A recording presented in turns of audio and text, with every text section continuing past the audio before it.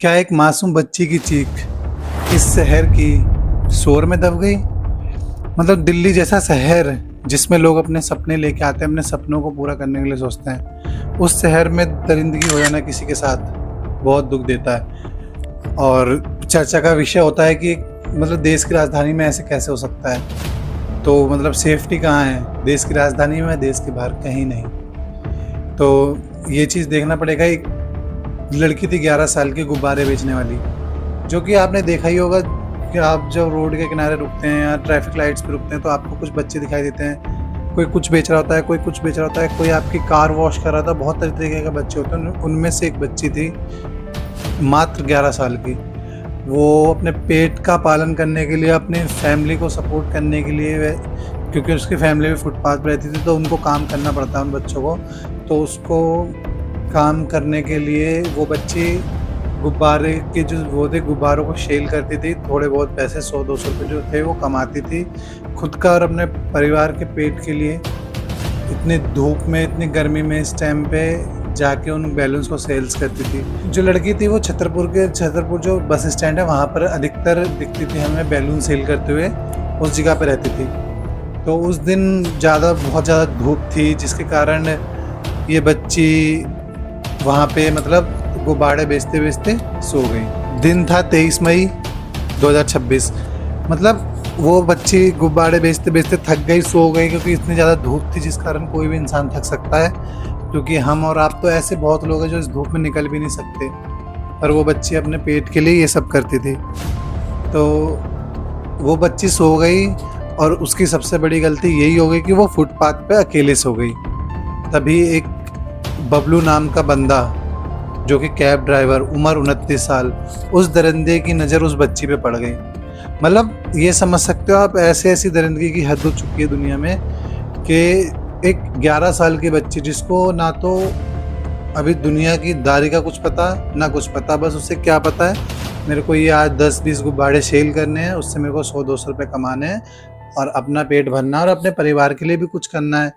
उसको बस इतना पता और कुछ नहीं पता दुनियादारी का। उसके लिए ये जो 29 साल का बंदा था बबलू, इसके मन में कैसी हैवानियत आ गई। मतलब उसका यौन शोषण करने के लिए इसने सोचा कैसे इस बंदे ने। मतलब इतनी दरिंदगी आ चुकी है इस दुनिया में अब। और ये जो बंदा था बबलू, ऐसा नहीं है कि ये पहली बार किसी क्राइम में पकड़ा जा रहा है। मारपीट, चोरी और बहुत से अन्य केसेस पे पहले से लगे हुए थे। और ये दरिंदा खुलेआम घूम रहा था, मतलब बिना किसी रिस्ट्रिक्शंस के, और कैब चला रहा था। और कोई पता नहीं इसने कैब के चक्कर में कितने लड़ाई झगड़े किए थे। तो मतलब ऐसा दरिंदगा रोडों पे क्या ये चलना सही है? इस तरह के लोगों का रोड पे चलना, रात में कैब में लड़कियां सफ़र करती हैं, बहुत चीज़ें होती हैं उनके साथ। मतलब इस जैसे दरिंदे का घूमना, क्या ये कंपनियां सो रही हैं? इनका बैकग्राउंड चेक नहीं करती लोगों का कुछ भी, ऐसे ही नौकरियां दे देती हैं इनको। तो ये चीज़ बहुत स्ट्रिक्ट होनी चाहिए, जो कि हमारे इंडिया में बहुत ही नॉर्मल हो गया है आजकल। और बच्चे के साथ छेड़छाड़ और ये सब केस जो है गलत काम के, ये तो दिन पे दिन बढ़ते ही जा रहे हैं।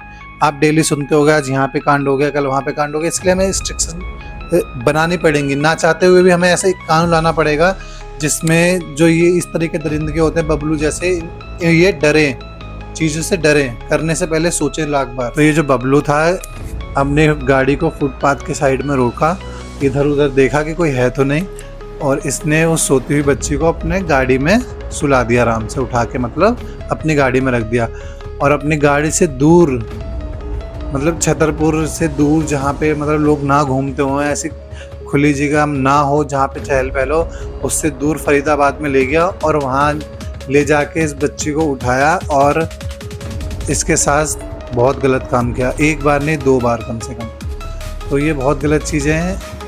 ये जो इसने किया बंदे ने, इसकी सज़ा इसको ज़रूर मिलनी चाहिए। तो इसने उस बच्चे के साथ 2 बार गलत किया। और ऐसा मतलब ये दरिंदगे इतने बहरे होते हैं कि एक छोटी सी बच्ची जो कि सिर्फ 11 साल की, उसकी चीखें तक इनको सुनाई नहीं पड़ती है। ऐसी दरिंदगी इन लोगों की। ये बहरे तो नहीं है, चीख तो उसकी भी आई होगी। उस बच्ची को कुछ नहीं पता था कि आखिर उसके साथ हो क्या रहा है। उसको कुछ समझ में नहीं आ रहा था कि उसके साथ ये चीज़ें क्या हो रही हैं, जो उसको ना तो कभी उसके बारे में, इन चीज़ों के बारे में पता था, ना कुछ था। तो वो बच्ची कुछ नहीं कर पाई और सिर्फ चिल्ला पाई। और चिल्लाने से उसकी कोई वहाँ पे सुनने वाला नहीं था, क्योंकि वो पूरा जंगल का एरिया था और उसकी चीख किसी तक नहीं पहुँच पाई। और 23 मई की रात दिल्ली के लिए एक काली रात बन गई। और उसके बाद भी मतलब इस क्रिमिनल का मन नहीं भरा और इसने ये सोचा कि मतलब मैं पकड़ा ना जाऊँ, इसलिए इसने बच्ची का गला घोंट कर इसकी हत्या कर दी। मतलब इतनी निर्दयी कि उसके साथ पहले गलत काम किया, फिर उसकी हत्या कर दी लड़की की, और उसको बाहर ले जाके रोड पे फुटपाथ पे फेंक दिया।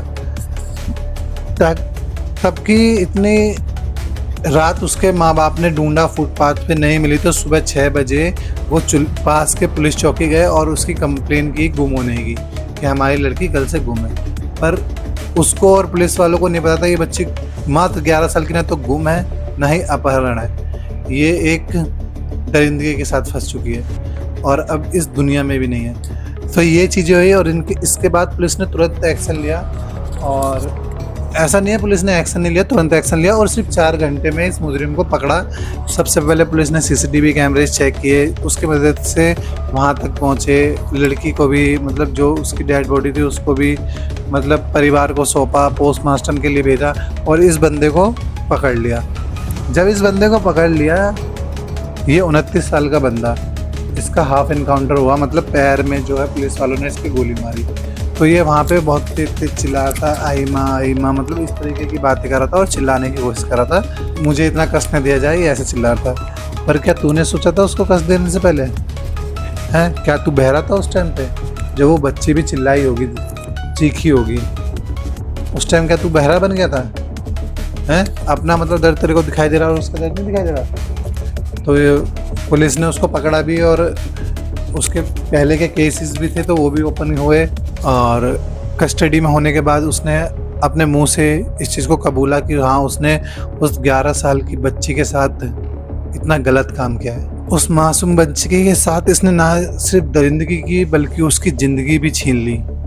और ज़िंदगी से बड़ा इस दुनिया में कुछ नहीं होता, क्योंकि ज़िंदगी एक भगवान हमें देते हैं, ऊपर वाले हमें देते हैं जीने के लिए, दुनिया देखने के लिए, और सबसे अच्छी ज़िंदगी होती है। पर इस हैवान ने उस बच्ची से उसकी ज़िंदगी छीन ली थी। देखो दोस्तों, वीडियो तो ख़त्म हो गई, अगर आप चाहें तो यहाँ से वीडियो छोड़ के जा सकते हैं, पर उससे पहले मेरा एक छोटा सा सवाल है आप लोगों से। अगर आप इंटरेस्टेड हो तो पक्का इस सवाल का जवाब कमेंट में देना कि एक दिल्ली जैसा शहर जहाँ रात भर इतने चहल पहल रहती, वहाँ पर एक ऐसा केस हो जाना, ऐसा नहीं है कि पहली बार ऐसा केस हो रहा है, ऐसे केसेस आते रहते हैं दिल्ली में हमेशा। तो ऐसा हो जाना, क्या हमारा भारत सेफ है? और जो लोग बोलते हैं कपड़े के वजह से और बॉडी ये वो, इनकी वजह से लोग अट्रैक्ट होके रेप के लिए सोचते हैं या करते हैं, तो भाई साहब उस 11 साल की बच्ची में ऐसा क्या था बताओ? ना अच्छे कपड़े थे, ना उसके बॉडी अट्रैक्शन था, कुछ नहीं था, यहाँ तक कि उसके कपड़े भी गंदे थे। पर कहते हैं ना, ये हैवान जो होते हैं इनको किसी चीज़ से मतलब नहीं होता, इनको सिर्फ अपनी हैवानियत से मतलब होता है। तो अब देखते हैं कस्टडी में ये बंदा कितने साल की सज़ा मिलती है। और ऐसे दरिंदे को बाहर तो बिल्कुल ना घूमने दे जाए, ये मेरी हाथ जोड़ के रिक्वेस्ट है गवर्नमेंट से। तो मिलते हैं दोस्तों किसी नई टॉपिक के साथ, जब तक के लिए जय हिंद।